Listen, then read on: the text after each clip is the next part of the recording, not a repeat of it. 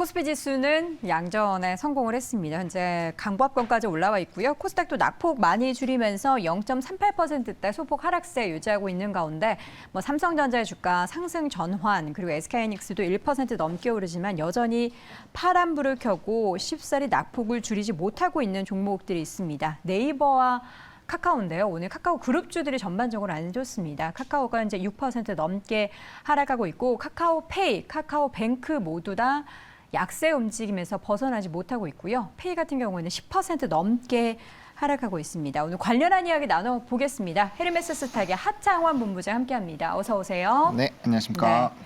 왜 하락하는지 이유가 있습니까? 지금 보니까 매도 의견 나오는 외국계 증권사도 있고요. 목표 주가 하향도 있지만 이렇게까지 폭락할 일인가 싶은데요.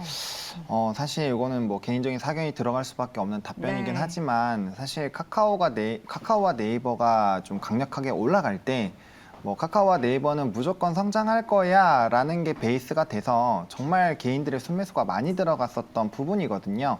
근데 이제 액면 분할 이후부터 이제 분할 상장들을 하기 시작을 하고 이전에는 사실 이 정도로까지 단기간에 많은 이제 분할 상장들이 없었다 보니까 주식가치 희석이라든지 이런 부분에 대한 이슈로 좀 불거진 적은 사실 그렇게 많지는 않았어요. 네. 최근 몇 년 사이에. 근데 그러한 흐름들이 연이어서 나와지게 되면서 이제 주식 가치가 희석되는 부분들에 대한 얘기가 나왔고 무엇보다 이제 성장주들은 금리 인상기에 사실 조금 안 좋다라는 공식적인 이런 이전부터의 그게 있거든요. 사실 이제 기업들은 상당 부분 돈을 많이 벌고 그래서 예전보다는 이제 금리에 대한 부분들에서 좀 상당히 이전보다는 자유로워진 것은 사실입니다. 돈을 잘 버는 기업에 한해서요.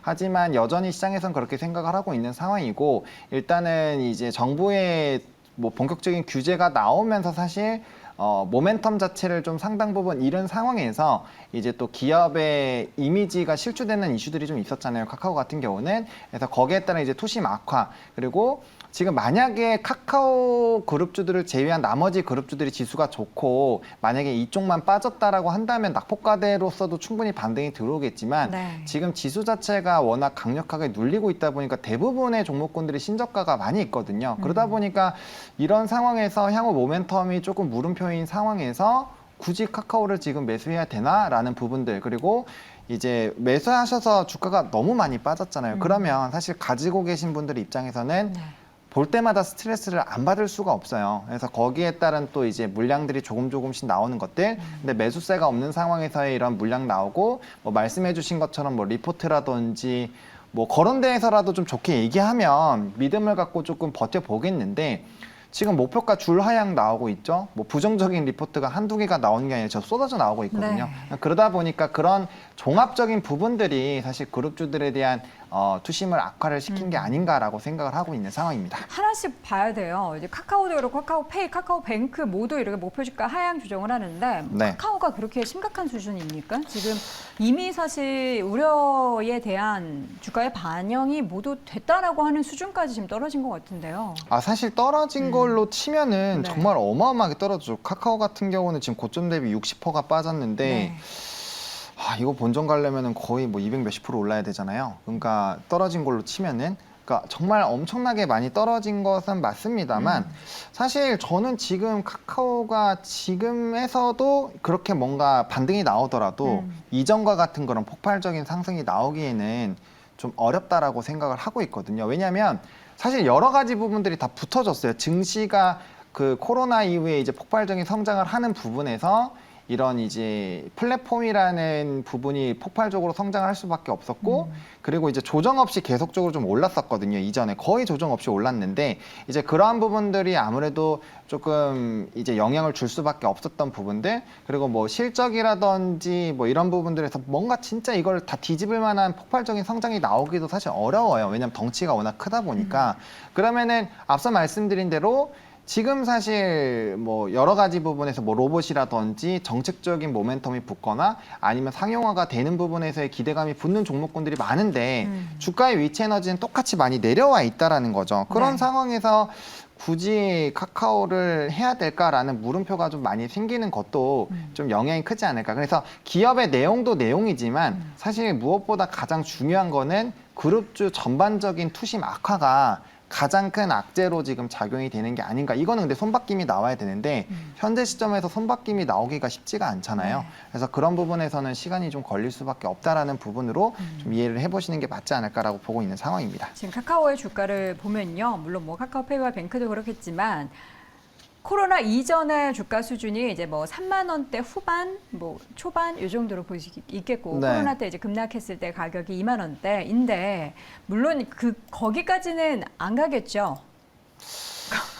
사실 그 예단할 수가 없어요. 아. 왜냐하면 사실 이 냉정하게 얘기하면은 종목이 보통 이슈가 생기면서 급등을 하게 됐을 때 되돌림이 나오면 그 이전 상승폭까지는 원래 내려오는 게 좀 정석이기는 하거든요. 물론 안 그랬으면 좋겠는데 일단은 그런 하방에 대한 가능성도 열어두셔야 되는 게 월봉상으로 봤을 때는 120월선까지도 이제 60월선이 깨졌고 이제 마지막 하방 남은 라인이 120월선이거든요. 근데 월봉상으로 보면 사실 하방 자체가 안 열렸다고 보기가 어려운 게 뭐 단기월선이 너무나도 가파르게 이게 거의 일봉 수준으로 봐도 좀 이렇게 떨어지는 경우가 거의 그렇게 많지는 않은데 지금 월봉 수준으로 이렇게 많이 빠지는 부분들이 유지가 되고 있거든요. 주봉상 역배열 나오고 있고 뭐 일봉상으로는 워낙 오래전부터 됐었던 부분이고 사실 7만 원대, 6만 원대에서 좀 약간 추천이 나왔었던 걸로 알고 있는데 네. 여기가 굉장히 좀 중요했었거든요. 왜냐면은 보시다시피 여기가 슈퍼 매물대입니다. 그래서 거의 마지막 하방을 지지하는 그런 라인 부분인데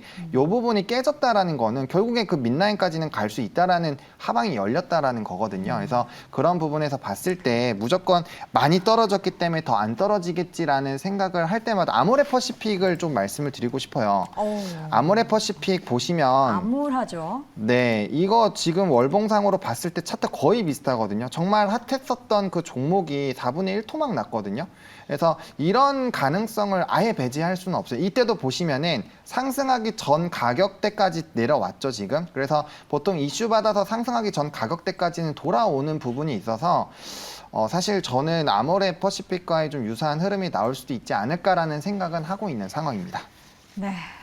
좀 좋은 아유. 말씀을 드리고 싶은데 사실 뭐 우리 네, 좀 카카오 네, 주주분들이 쉽지 가장 않습니다. 힘드신 상황인데 페이나 뭐 게임즈, 뱅크 이런 종목들도 다 유사합니까? 그렇죠. 아무래도 이제 개별적으로 좀 다르긴 하지만 네. 뭐 유상증자 이슈도 있죠. 유상증자 같은 경우는 뭐 3자 배정 같은 경우에는 금액이 클수록 이제 이런 시너지라든지 그룹 간 시너지라든지 이런 이슈가 있다 보니까 좀 좋게 보지만 주주 배정으로 또 유상증자를 하게 되면 네. 이건 일반적인 유상증자로 보셔야 되고 그러면 이제 주식 가치가 희석이 되는 경우거든요. 그러니까 주가가 하락하고 있을 때 사실 주주 환원 정책으로 이제 자사주 매입해서 소각을 한다거나 아니면 뭐 배당을 좀 확대를 한다거나 그런 부분들이 나와도 사실 버티기가 힘들잖아요. 삼성전자만 네. 보셔도 그런 지금 TF팀까지 만들어졌는데도 불구하고 좀 쉽지 않거든요. 근데 그럼에도 불구하고 이런 유상증자라든지 또 추가적인 상장, 뭐 라이온하트 상장도 마찬가지죠. 그러니까 네. 그런 상장 이슈들이 나오게 되면 기존에 이제 상장하기 전에 기업 가치가 또 분할되면서 또 희석이 될 수밖에 없고 그런 것들이 좀 영향이 될 수밖에 없다라는 점. 그리고 카카오 게임즈도 지금 우마무스메로 좀 이슈가 워낙 많이 있는 상황이고, 그러니까 그룹주 내에서 뭔가 하나라도 좀 좋으면 상관이 없는데 조금 안 좋은 이야기들이 계속 나오다 보니까 그런 것들이 좀 악재로 좀 작용이 되는 게 아닌가라고 보고 있는 상황입니다. 네. 지금 카카오페이가 자회사 카카오페이 증권에 유상증자 참여한다라고 네. 하죠. 카카오페이의 뭐 주가 모멘텀이 될 만한 이슈는 아닙니까? 저는 아니라고 봅니다. 너무 네. 이렇게 단호박이시네요. 네, 일단은 뭐 유증이나 이런 부분들은 그러니까 뭐 회사 차원에서는 몰라도 사실 서로 간에는 좋아도? 주식을 보유하고 있는 보유자 입장에서는 사실 좀 지금 부정적이다. 입장에서는 화날 수 있는 상황인 거죠. 네, 좋지 않은 이슈라고 생각을 하고 있습니다. 네. 카카오뱅크의 주가의 움직임을 제가 함께 보도록 하겠습니다. 카카오뱅크는 이제 올해 8월에 상장 이후로 카카오뱅크 저도 사실 공모주 참여를 했었거든요. 근데 물론 이제 재미로 한 주, 두 주밖에 못 받으니까 재미로 네네네. 해서 이제 초반에는 좋았잖아요. 아, 예, 그쵸, 수익률 뭐 예. 200% 넘고 그랬는데 그때가 끝이었습니다. 그러고 나서 지금 제가 주봉을 보고 있거든요. 네. 연봉이 훨씬 많은 주가의 흐름이 쭉 나타나고 있는데 지금 실적으로 봤을 때 카카오뱅크가 이렇게 안 좋습니까? 실적으로 봤을 때도 사실 이제 뭐 대출이나 이런 부분에서 금리 인상기에 수혜를 많이 받아야 되는데 그런 부분들이 과연 얼마나 클까에 대한 물음표가 좀 있는 상황이에요. 그러다 보니까 거기에 따른 좀 영향이 있다라고 보시면 좋을 것 같고, 사실 상장할 때는 이슈가 많이 됐었어요. 이슈가 많이 됐는데 지금 뭐 화면에서도 나오고 있지만 뭐 연계대출이라든지 뭐 수수료 수익 부진이라든지, 그러니까 성장주면 사실 거기에 따른 이제 사실 카카오뱅크가 큰 이슈가 됐었던 거는 카카오톡을 사용하는 사용자가 워낙 많다 보니까 뱅크로도 엄청나게 많은 유입이 들어갈 거야라는 부분이 사실 제일 컸거든요. 근데 그러한 부분들이 이제 실적이라든지 결과치로 깨지다 보니까 거기에서의 이제 성장주로서의 부담감은 커지고 있는 상황이고, 금리 인상기에도 오히려 빠지는 부분들. 왜냐면은 사실 대형 금융사들도 지금 신용평가사라든지 뭐 채권 추심이라든지 이런 부분을 제외하면 대선 충당금이라든지 이런 부분에 영향을 좀 받다 보니까 사실 주가의 움직임 자체가 그렇게 좋진 못하거든요. 그런 부분에서도 좀 영향이 있다라고 보시면 좋을 것 같습니다. 네. 제 이제 지인이 카카오로 이직을 할 때가 약 5년 전이었습니다. 그 네. 지인이 얘기하기로는 이제 금융회사로 카카오는 변모할 것이다. 우리가 사실 그리고 카카오로 뭐 이렇게 서로 주고받는 돈, 계좌 네. 이체하는 거 너무 쉽게 하고 하기 때문에 그쵸. 저는 이렇게 많이 이용하는 플랫폼인데 이렇게나 많이 실적이나 주가가 빠질 일인가라는 정말 단편적인 생각을 했는데 그게 시장에서는 전혀 그러한 모습들이 반영되고 있지 못한 것 같습니다. 카카오뱅크, 카카오페이 이야기를 했는데 뭐 추가적으로 더 해주셔야 돼 뭐 악재나 조금이나마 기대감 없습니까? 사실상 지금 상황에서 말씀드릴 수 있는 부분 좀 제한적이다라고 정리드리겠습니다. 카카오 게임즈 여기에 좀 저는 희망을 걸어볼게요. 앞서서 오마무스바 얘기해 주시면서 네. 한숨을 내쉬세요. 한숨. 예, 네. 한숨 쉬지 마세요. 지금 카카오 주주분들 다 보고 계십니다. 네네. 카카오 게임즈, 라이온, 하트 스튜디오.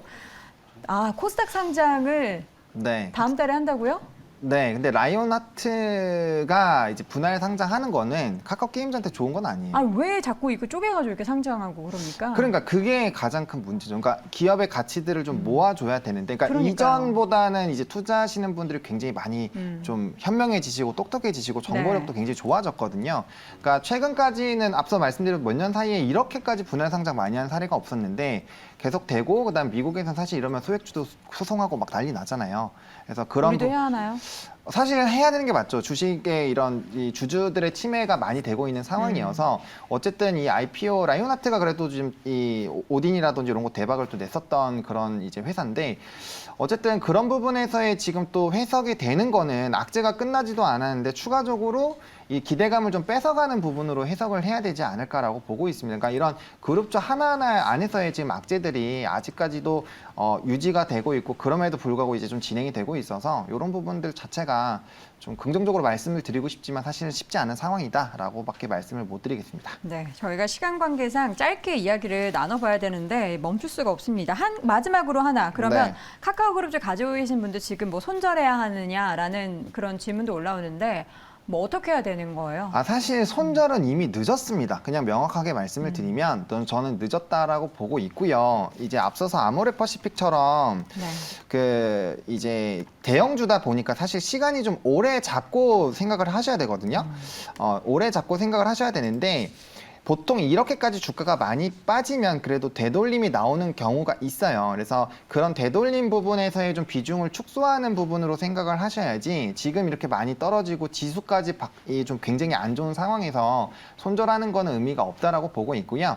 대형주이다 보니까 일단 장기적인 관점으로, 정말 장기적인 관점으로 보시라고 말씀을 드리고 싶고, 만약에 나는 이 종목을 정말 뭐 3년, 5년 이렇게까지 끌고 갈 자신이 없다라고 하신다면은 다른 부분으로 수익이 날 때마다 한두 두 주씩 이제 좀 비중을 줄여나가시는 방법으로밖에는 말씀을 못 드리겠다. 근데 뭐 지금 상황에서 무조건 뭐 손절해라, 이거는 저는 의미가 없다라고 봅니다. 이미 주가가 이렇게 많이 빠져 있는 상황에서 손절한들 지금 같은 시장에서 뭐 자금 굴려서 지금 당장 수익을 엄청 낼 수 있는 장도 아니잖아요.